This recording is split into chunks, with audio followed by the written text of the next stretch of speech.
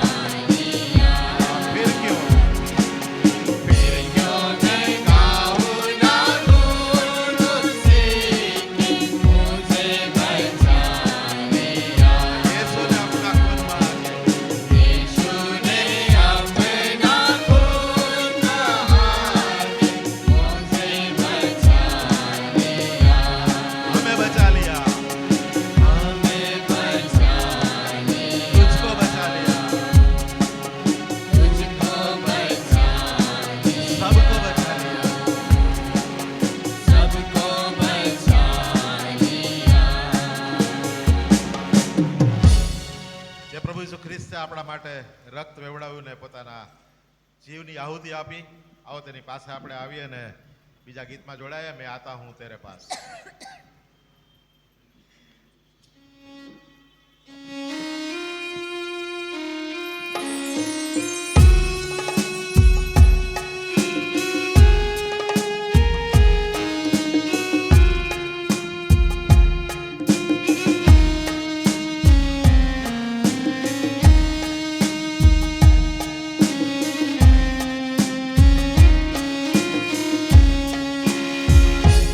मैं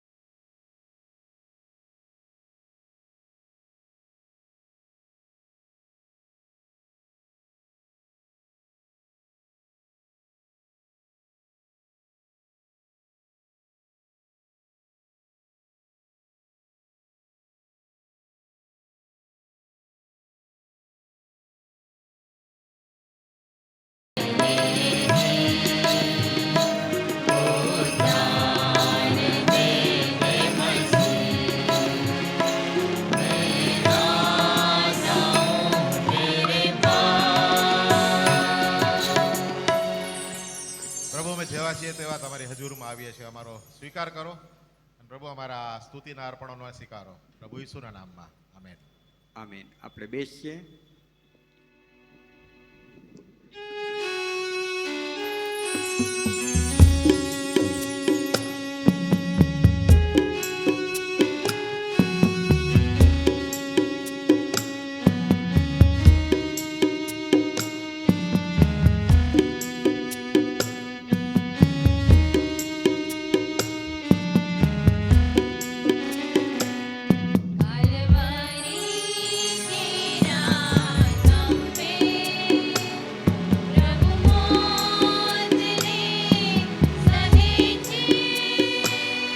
પાપો અઘોર મારા, પાપો અઘોર મારા, મે દંડ ઈસુ ભરે છે.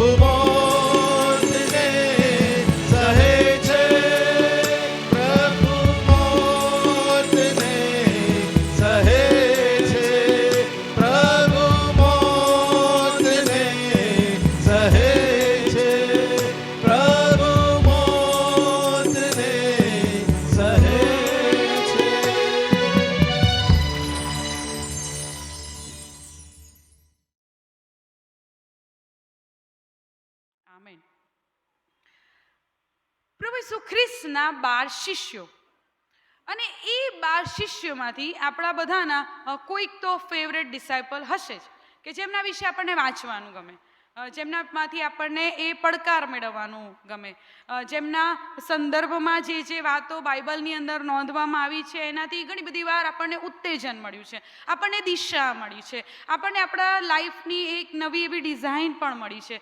ઘણી બધી વાર એવી મુશ્કેલીમાં મુકાયા હોઈએ ને ઘણી બધી વાર એવા પડકારોનો સામનો કરતા હોઈએ ત્યારે પ્રભુ ઈસુ ખ્રિસ્તના આ પસંદ કરેલા શિષ્યોમાંથી આ પાત્રોએ મને ને તમને ચોક્કસપણે એ હિંમત આપી છે, અને ચોક્કસપણે પ્રભુની કૃપાનો સતત અનુભવ કરવાનો પણ જાણે કે એક ટકોરો આપ્યો છે ને એક આહ્વાન પણ આપ્યું છે. આ જે 12 શિષ્યો હતા એમને પ્રભુ ઈસુ ખ્રિસ્તની કૃપામાં પ્રભુ ઈસુ ખ્રિસ્તના શિષ્ય બનવાનો લાહવો મળ્યો, પ્રભુ ઈસુ ખ્રિસ્તની સાથે રહેવાનો લાહવો મળ્યો. આપણને બધાને પ્રભુ ઈસુ ખ્રિસ્તના અમુક શિષ્યો વિશે સાંભળવાનું બહુ જ ગમે છે, આપણને સારું લાગે છે. એમના વિશે જ્યારે સંદેશાની વાત આવે, એમના વિશે જ્યારે મનન કરવાની વાત હોય, આપણા બાળકોને શીખવવાની વાત હોય, ત્યારે આપણે અમુક શિષ્યોને આપણે ઇમ્પોર્ટન્સ આપીએ છીએ, કારણ કે ઘણું બધું શીખવાનું મને ને તમને મળે છે, રાઈટ? પણ એમાંનો એક શિષ્ય એવો છે કે જેના વિશે મને અને તમને મહદઅંશે વાત કરવાનું બહુ પસંદ નથી. પ્રભુ ઈસુ ખ્રિસ્તનો એક શિષ્ય એવો છે કે જેનું નામ પડે ને એટલે આપણને ગુસ્સો આવે, આપણને ખીન્ન ચડે. અને મારું એવું ખાતરીપૂર્વકનું માનવું છે કે આજે પ્રભુની મેજમાં જતા પહેલા આ જ પ્રભુનો શિષ્ય કે જેના પર મને ને તમને ગુસ્સો આવે છે, જેના લીધે મને ને તમને એના પર ખીન્ન ચડે છે, એ જ મને ને તમને કંઈક કહેવા માંગે છે. અને તે બીજું કોઈ જ નહીં પણ પ્રભુ ઈસુ ખ્રિસ્તના 12 શિષ્યોમાંનો એક યહૂદા ઇસ્કારિયોત. યહૂદા એ કેરિયોત નામના શહેરમાં રહેતો હતો. આ જે કેરિયોત શહેર હતું એ હેબ્રોનની દક્ષિણે 15 માઇલના અંતરે આવેલું આ શહેર છે. કેરિયોતમાં જે પણ માણસ વસતો હોય એને ઇસ્કારિયોત એવું નામ આપવામાં આવી, અટક આપવામાં આવતા હતા. કેરિયોતમાં વસનાર માણસની જાણે કે અટક એ ઇસ્કારિયોત, અને એટલા માટે યહૂદા ઇસ્કારિયોત એના નગર જે શહેરમાં એ રહેતો હતો એના નામ પરથી આ યહૂદા ઓળખાય છે. અને આજે યહૂદા સંબંધની 2 વાતોને બહુ જ ટૂંકમાં હું અને તમે જોવા માંગીએ છીએ. સૌથી પ્રથમ યહૂદા પ્રભુ ઈસુ ખ્રિસ્તનો શિષ્ય એના જીવન સાથે સંકળાયેલી જે પહેલી બાબત મને અને તમને આજે પડકાર આપે છે, મને અને તમને એક નવી દિશા તરફ આગળ વધવાને માટે હાકલ કરે છે, તે એ વાત છે કે પ્રભુ ઈસુ ખ્રિસ્તની સાથે રહીને પણ, પ્રભુ ઈસુ ખ્રિસ્તને નજીકથી ઓળખીને પણ, પ્રભુ ઈસુ ખ્રિસ્તની સાથે વર્ષો સુધી ચાલીને પણ પાપની પરાકાષ્ઠા સુધી પહોંચવું. નંબર 1, યહૂદામાંથી જે હું અને તમે આજે શીખવા માંગીએ છીએ. પ્રભુ ઈસુ ખ્રિસ્તે જ્યારે યહૂદાને પસંદ કર્યો, જેવી જ રીતે એણે બીજા 11ને પસંદ કર્યા, એ પસંદગી પહેલાનું યહૂદાનું જીવન ગમે તેવું હશે. બાઇબલ કહે છે કે ચોર હતો, આપણને એનું વિશેની માહિતી મળે છે કે એ થેલી રાખતો હતો અને મંદિરમાં જે નાણાં નાખવામાં આવે એ ચોરી લેતો હતો. સો આપણે વિચારી શકીએ છીએ કે એનું એ પ્રકારનું જીવન હતું. પ્રભુ ઈસુ ખ્રિસ્તની પાસે આવ્યા પહેલાનું હી વોઝ થીફ, ચોર હતો. એનું જીવન ઈસુની પાસે આવ્યા પહેલા ગમે તેવું હશે, that doesn't make any difference. પણ હવે આ વર્ષોની અંદર પ્રભુ ઈસુની સાથે રહેવાની, પ્રભુ ઈસુ ખ્રિસ્તની સાથે ચાલવાની, પ્રભુ ઈસુ ખ્રિસ્તને બહુ જ નજદીકથી નિહાળવાની આ શિષ્યને તક મળી. આપણે જોઈએ છીએ કે ઘણા બધા ચમત્કારો એની પણ આંખની આગળ થયા.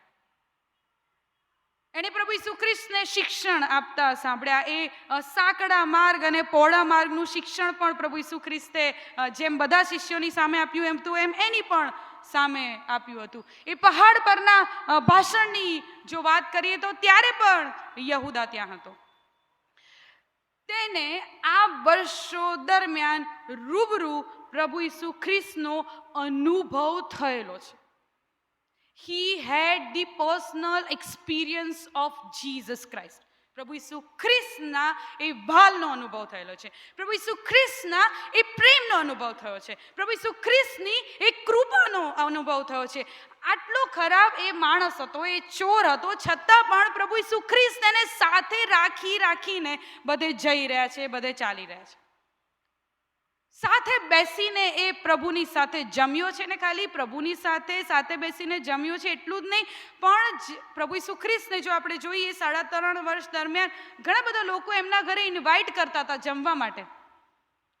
ફરોશીના શાસ્ત્રીઓએ પણ ઇન્વાઇટ પ્રભુ ઈસુ ખ્રિસ્તને કરેલા છે. અને જ્યારે પ્રભુ ઈસુ ખ્રિસ્ત લોકોના ઘરે જમવા જતા હતા ત્યારે આ યહૂદાને પણ પ્રભુ ઈસુ ખ્રિસ્તની નજીકનો છે, પ્રભુ ઈસુ ખ્રિસ્તનો શિષ્ય છે, પ્રભુ ઈસુ ખ્રિસ્તની સાથેનો છે એવું જાણે કે ટેગ લઈને પણ જવાનો એને પણ એ અવસર મળ્યો છે. He was with Jesus in these 3.5 years of ministry. પ્રભુ ઈસુ ખ્રિસ્તની 3.5 વર્ષની આ મિનિસ્ટ્રી દરમિયાન પ્રભુ ઈસુ ખ્રિસ્તની સાથે રહેનારો અને પ્રભુ ઈસુ ખ્રિસ્તને નજીકથી ઓળખનારો આ પાત્ર યહૂદા. પણ પ્રભુ ઈસુ ખ્રિસ્તની સાથે સતત ને સતત ચાલ્યા પછી પણ, પ્રભુ ઈસુ ખ્રિસ્તની સાથે સતત ને સતત વ્યવહાર કર્યા પછી પણ તે પોતાનામાં રહેલી પાપની પરાકાષ્ઠાને યહૂદા દૂર નથી કરી શકતો. પ્રભુ ઈસુ ખ્રિસ્તની સાથે એ છેલ્લું ભોજન, એ પાસ્ખા પાડવાનો પણ એને અવસર મળ્યો હતો. પ્રભુ ઈસુ ખ્રિસ્ત છેલ્લા અઠવાડિયાની જો આપણે ઘટનાઓ જોઈએ તો પ્રભુ ઈસુ ખ્રિસ્ત ઘણું બધું કામ કરી રહ્યા હતા. આપણે છેલ્લા દિવસોમાં જોયું છે કે કેટલા બધા લોકોની આગળ એમને બોધ આપ્યો છે અને શિષ્યોને પણ એ બોધ આપ્યો છે. પણ પ્રભુ ઈસુ ખ્રિસ્ત હવે એમની પૃથ્વી પરની મુસાફરીનો છેલ્લો ટાઈમ જેની સાથે પસાર કરી રહ્યા છે ને, અને જે છેલ્લું ભોજન લઈ રહ્યા છે ને, એમાં પણ he was there. પણ આ 3.5 વર્ષ દરમિયાન પ્રભુ ઈસુ ખ્રિસ્તની કૃપાની એ છત્રીની નીચે પોતે એ પાપનો રેનકોટ જાણે કે પહેરીને જ ચાલ્યો. આ 3.5 વર્ષોનું એના પર જાણે કે કોઈ જ અસર ના થઈ. એ કોઈ અસર ના થઈ એ વાત એ સિમોન કોઢિયાના ઘરમાં પણ આપણે જોઈ શકીએ છીએ કે જ્યારે એ મૂલ્યવાન અત્તરથી પ્રભુ ઈસુ ખ્રિસ્તનું અનોઇન્ટમેન્ટ કરવામાં આવી રહ્યું હતું ત્યારે એને ચિંતા છે કે આટલું બધું મૂલ્યવાન અત્તર કેમ પ્રભુને ચોળવવામાં આવે છે. એના મનના ઈરાદાઓ કંઈક અલગ છે. 3.5 વર્ષથી પ્રભુ ઈસુ ખ્રિસ્તની સાથે છે. એને ખબર છે કે આ રાજા છે, એને ખબર છે કે આ પ્રભુ છે, એને ખબર છે કે આ ચમત્કાર કરનાર છે, એને ખબર છે કે આ મસીહા છે. એ બધું જ યહૂદા જાણે છે, કારણ કે બીજા શિષ્યોની સાથે જે વાત અને વ્યવહાર થયો હતો, ખાસ કરીને પિતરની સાથે, અને એ મસીહ જેવતા દેવના દીકરા સંબંધીની જે પિતરના મુખે જે વાત કરવામાં આવી હતી ત્યારે પણ હી વોઝ ધેર. પણ પ્રભુ ઈસુ ખ્રિસ્તની સાથે ચાલ્યા પછી પણ આ યહૂદા તેનામાં રહેલી એ પાપની પરાકાષ્ઠાને એ ઓછી નથી કરી શકતો, એ દૂર નથી કરી શક્યો. નંબર 1, ઈસુની સાથે ચાલ્યા પછી પણ, ઈસુની સાથે જીવ્યા પછી પણ પોતે એના એ જ પાપમાં રચ્યા પચ્યા રહેવું. એનાથી આગળ બીજી જે વાત યહૂદાના જીવનમાંથી હું અને તમે શીખવા માંગીએ છીએ એ લુકની લખેલી સુવાર્તા અને તેનો 22મો અધ્યાય અને તેની 21મી કલમ, જે શાસ્ત્ર ભાગ આપણે વાંચ્યો એમાંનું આ વાક્ય છે, લુક 22 અને 21. ત્યાં લખ્યું છે કે પણ જુઓ, જે મને પરસ્વાધીન કરે છે તેનો હાથ મારી સાથે મેજ પર છે. હાથ મેજ પર હોવું એટલે શું? પ્રભુ ઈસુ ખ્રિસ્તે કહ્યું કે જે મને પરસ્વાધીન કરે છે તેનો હાથ મારી સાથે મેજ પર છે. હાથ મેજ પર હોવો એટલો શું એ સમજાવવાને માટે બહુ સાદું ઉદાહરણ આપું. આપણે કોની સાથે બેસીને જમવાનું પસંદ કરીએ છીએ કે જેની સાથે આપણને સંબંધ હોય? મંડળીની પણ જો ભોજનની વાત કરીએ તો અમુક ટોળું કે જે આપણા દ્વારા પસંદ કરવામાં આવેલું છે, જેની સાથે આપણે કમ્ફર્ટેબલ છીએ, જેની સાથે આપણે સંબંધમાં છીએ, એની સાથે ઊભા રહીને આપણે જમીએ છીએ. લગભગ મોટે ભાગ,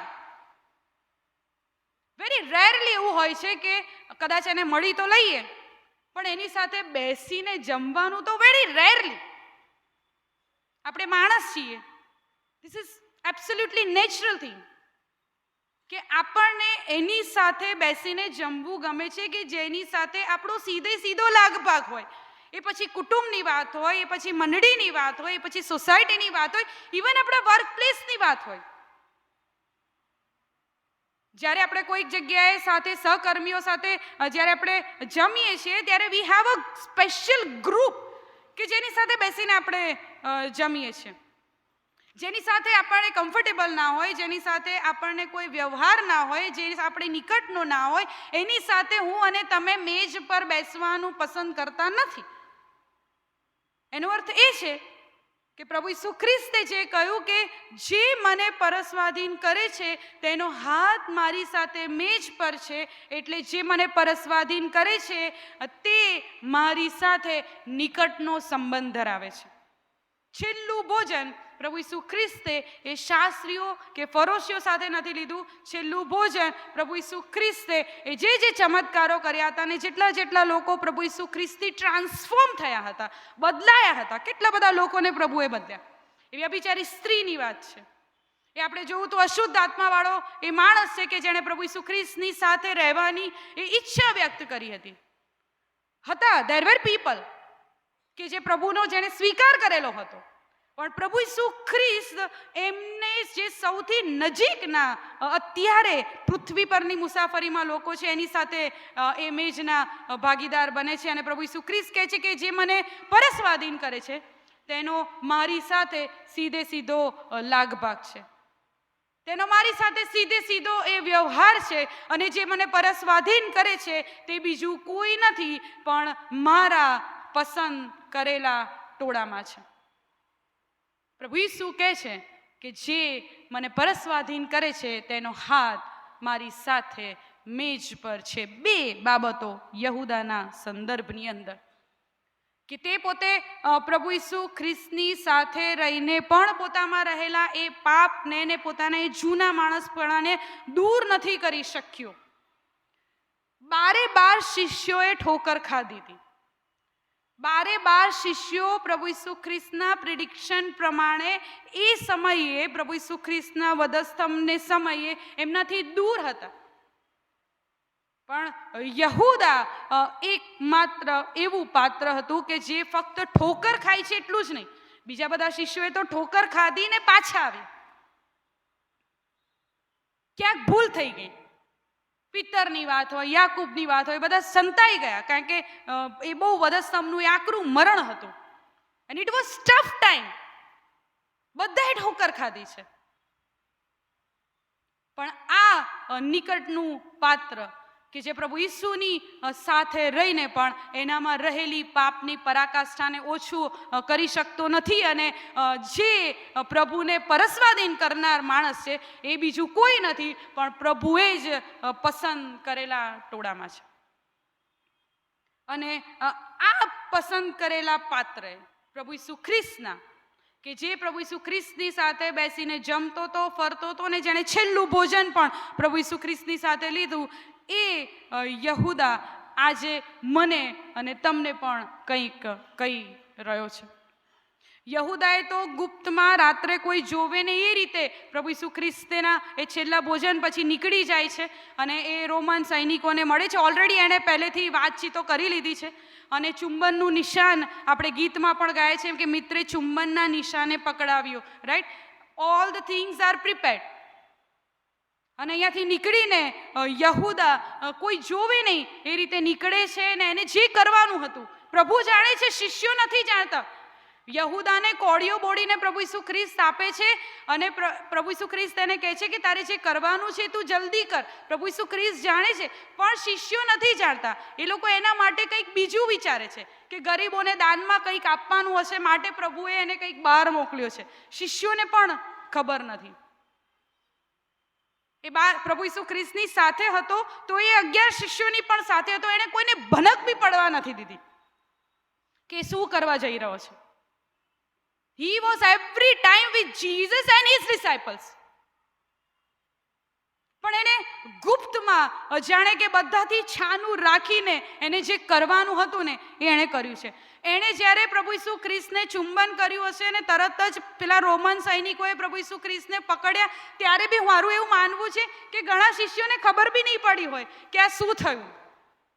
એવું બોલ્યો નથી કે આ ઈસુ છે એને પકડો. એણે જે કર્યું ને એ બધું બહુ એણે સાયલેન્ટલી કર્યું, કોઈને ખબર ના પડે, ફક્ત પ્રભુ ઈસુ જ જાણતા હતા. અને એ રોમન સૈનિકો કે જેમના સુધી ગયો હતો ને 30 ચાંદીના સિક્કાની વાત હું અને તમે જાણીએ છીએ. આપણને એમ થાય કે એ તો 2000 વર્ષ પહેલાનો સમય હતો કે જ્યારે પ્રભુ ઈસુ ખ્રિસ્તને યહૂદાએ પરસ્વાધીન કર્યા. અત્યારે ક્યાં એ સમય છે? અત્યારે ક્યાં વધસ્તંભની વાત છે? અત્યારે ક્યાં એ રોમન સૈનિકો છે? અત્યારે ક્યાં એવો સમય છે? એ તો કામ ફક્ત એણે જ કર્યું હતું, એના માટે જ લખાયો હતો, રાઈટ? ઘણી બધી જે થિયોલોજીકલ સ્ટડીઝ છે, જે થિયરીઝ છે, એવું પણ કહે છે કે that man was made for that only. આપણે એવું કહી દઈએ છીએ યહૂદાને ગુનેગાર ઠેરાવવાને માટે કે માણસના સંબંધીએ જ લખ્યું હતું. હા, એના સંબંધીએ લખ્યું હતું, પણ બાઇબલ કહે છે કે માણસનો દીકરો ઠરાવ્યા પ્રમાણે જાય છે કરો, પણ જે માણસ તેને પરસ્વાધીન કરે છે તેને અફસોસ છે. It was return for him. એટલે આપણે એ રીતે યહૂદાને ગુનેગાર ઠરાવી દઈએ છીએ. પણ વોટ અબાઉટ અસ ટુડે? આપણા વિશે શું? આજે શું? જો આપણે હિબ્રુઓનો પત્ર જોઈએ અને તેનો 6ઠ્ઠો અધ્યાય અને તેની 4, 5 અને 6 કલમ, વોટ વી આર ડુઈંગ, એ અહીંયા હિબ્રુઓને પત્રનો લેખક લખી રહ્યો છે. હિબ્રુઓને લખેલો પત્ર અને તેનો 6ઠ્ઠો અધ્યાય અને તેની 4, 5 અને 6ઠ્ઠી કલમ. ત્યાં પ્રમાણે લખ્યું છે કે કેમ કે જેઓ એકવાર પ્રકાશિત થયા, જેઓએ સ્વર્ગીય દાનોનો અનુભવ લીધો, જેવી રીતે યહૂદાએ પ્રભુ ઈસુ ખ્રિસ્તનો અનુભવ કર્યો હતો, જેઓ પવિત્ર આત્માના ભાગીદાર પણ થયા. 5મી કલમ.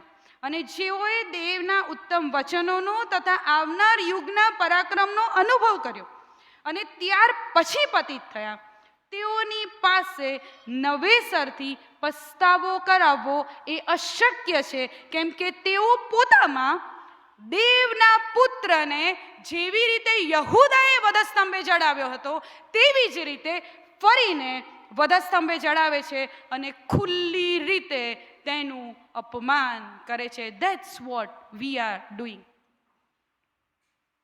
આજે 2000 વર્ષ પછી આપણે પણ, હું અને તમે એવા લોકો છીએ કે જે પ્રભુ ઈસુ ખ્રિસ્તની સાથે સતત ને સતત ચાલે છે. આપણી સાથે પ્રભુ વાત અને વ્યવહાર કરે છે. આપણે પ્રભુની કૃપાનો સતત ને સતત અનુભવ કરીએ છીએ. એટલી એવી પરિસ્થિતિ હોય છે કે જેમાંથી પ્રભુ મને ને તમને બહાર કાઢે છે, પણ બહાર નીકળીને પણ જ્યાં હતા ત્યાંના ત્યાં આપણામાં રહેલા એ પાપોને, આપણામાં રહેલી એ ગંદકીને અને આપણામાં રહેલી એ નિષ્ફળતાઓને હું અને તમે ઓછી નથી કરી શકતા અને દૂર નથી કરી શકતા. This means that we are crucifying Jesus Christ again and again.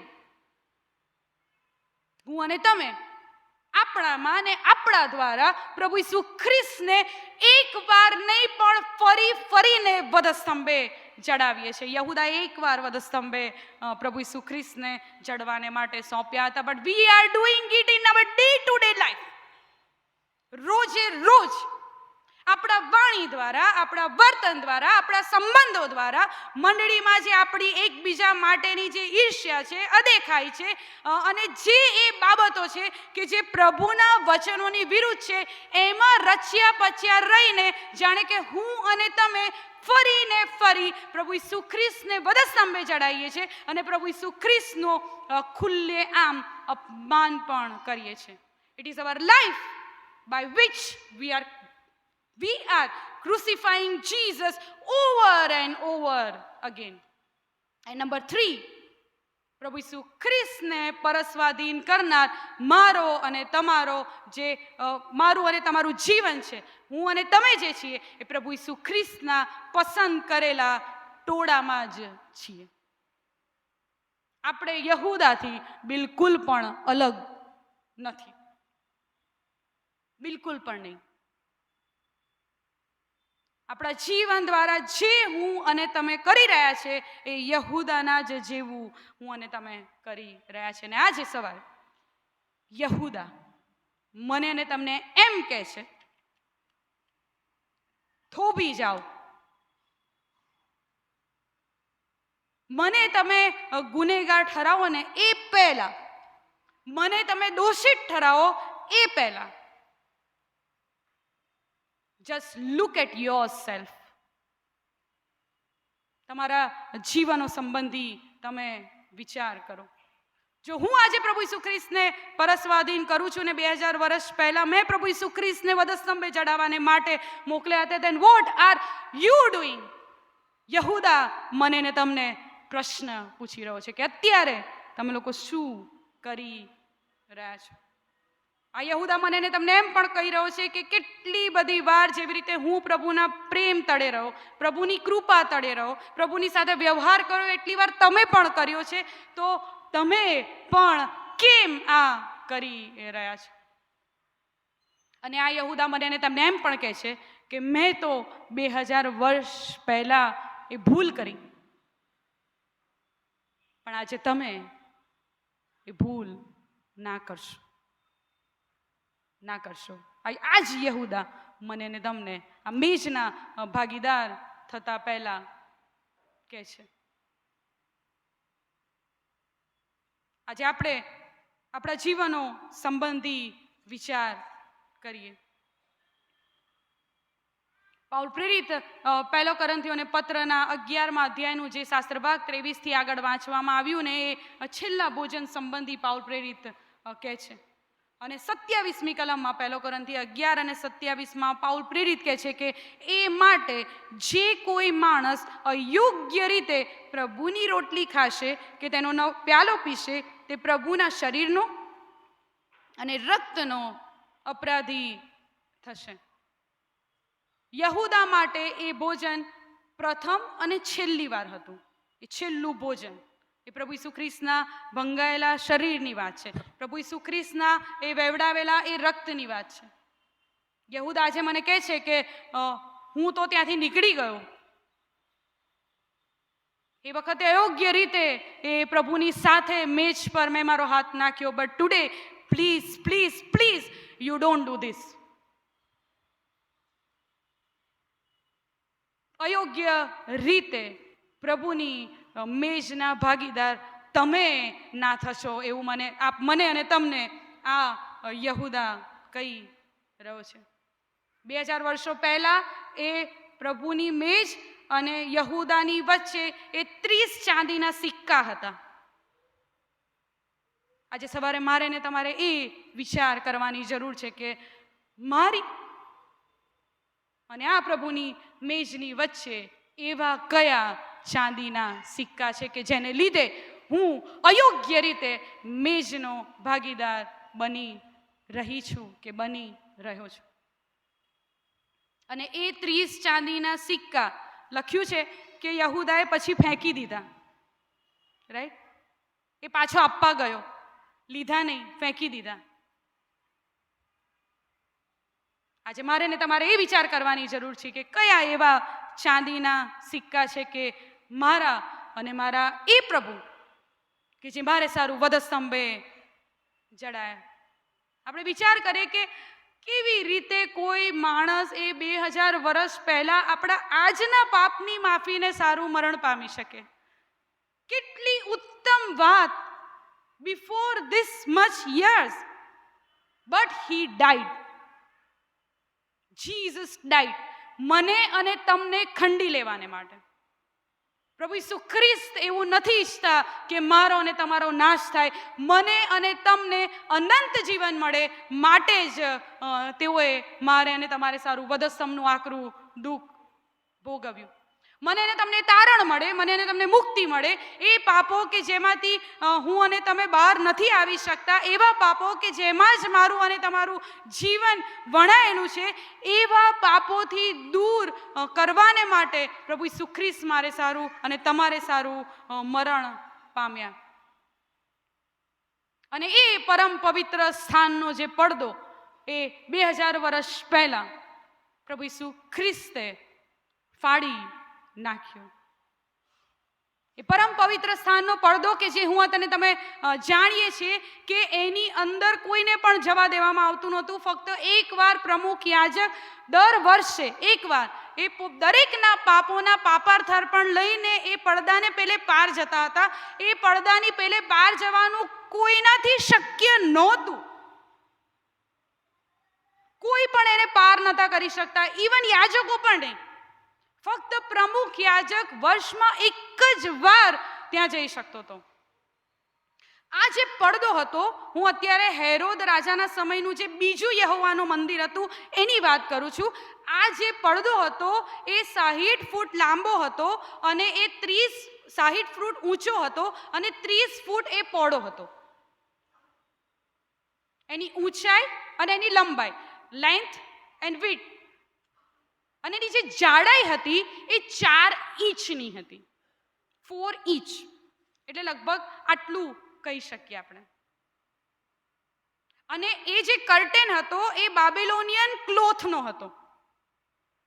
It was one of the best cloth.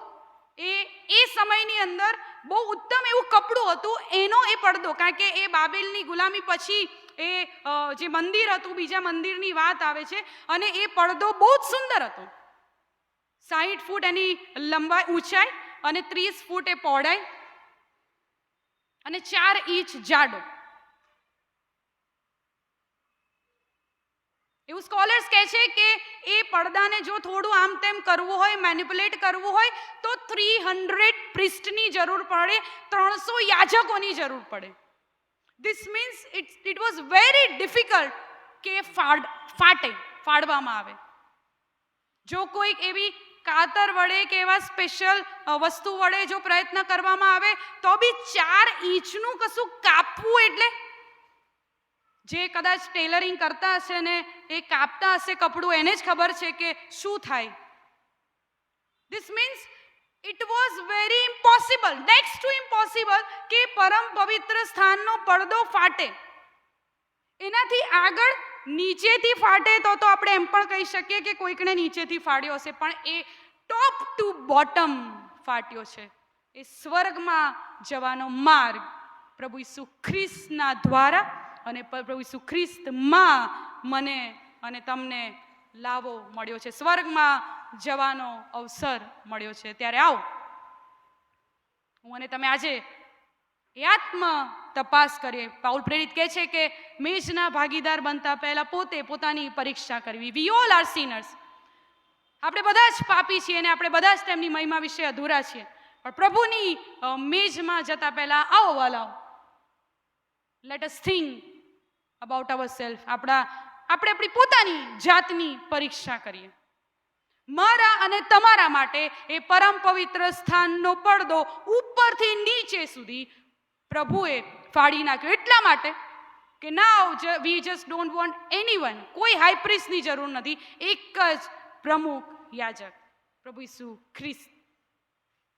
અને એ પરમ પવિત્ર સ્થાનમાં જવાને મને અને તમને તેમણે હિંમત આપી છે અને કૃપા તેમણે આપણામાં કરી છે. માટે આવો, પ્રભુની મેજમાં જતા પહેલા એવા જો કોઈ ચાંદીના સિક્કાઓ છે કે જે મારી અને આ પ્રભુની મેજની વચ્ચે છે, મારી ને પ્રભુના એ વધસ્તંભની વચ્ચે છે, એને આપણે દૂર કરીએ. પ્રભુ ઈસુ ખ્રિસ્ત કહે છે કે જે મને પરસ્વાધીન કરે છે તેનો હાથ મારી સાથે મેજ પર છે. યહુદા મને તમને એમ કહે છે કે હું ઈસુને પરસ્વાધીન કરનાર, મારો હાથ પ્રભુની સાથે મેજ પર હતો. અને એટલું કહી જ નથી રહ્યો, એ મને તમને આજે પૂછી પણ રહ્યો છે કે શું આજે તમારો હાથ પ્રભુની મેજ પર છે.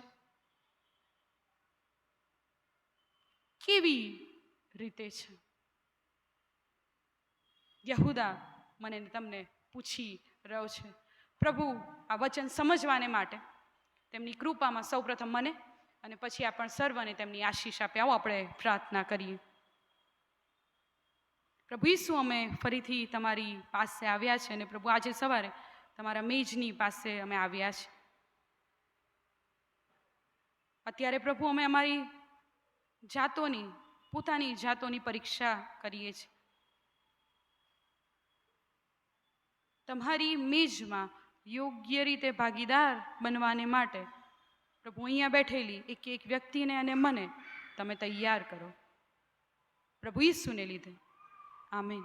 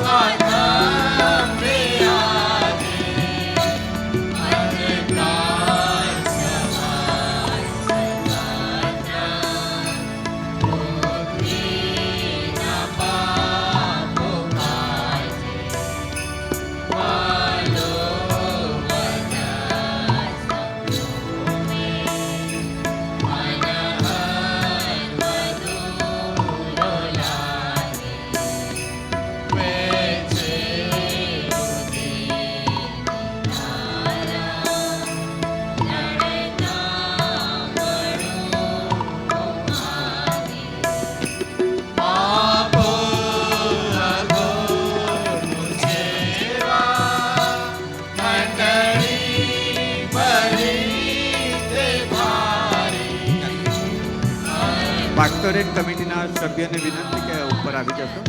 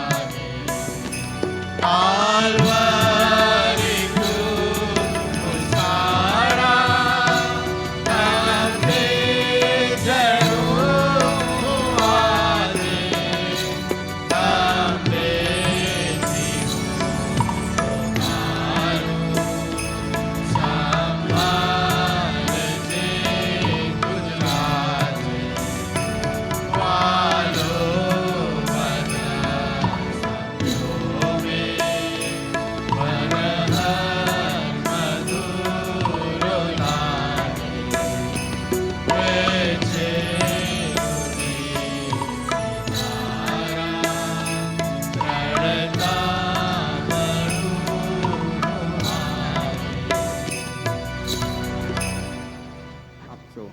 આવો પ્રભુનો આશીર્વાદ પ્રાપ્ત કરીએ.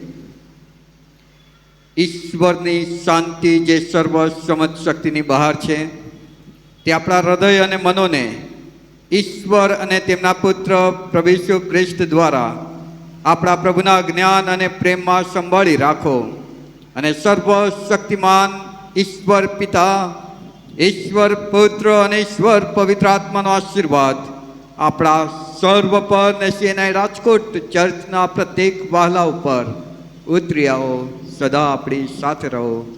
આમેન.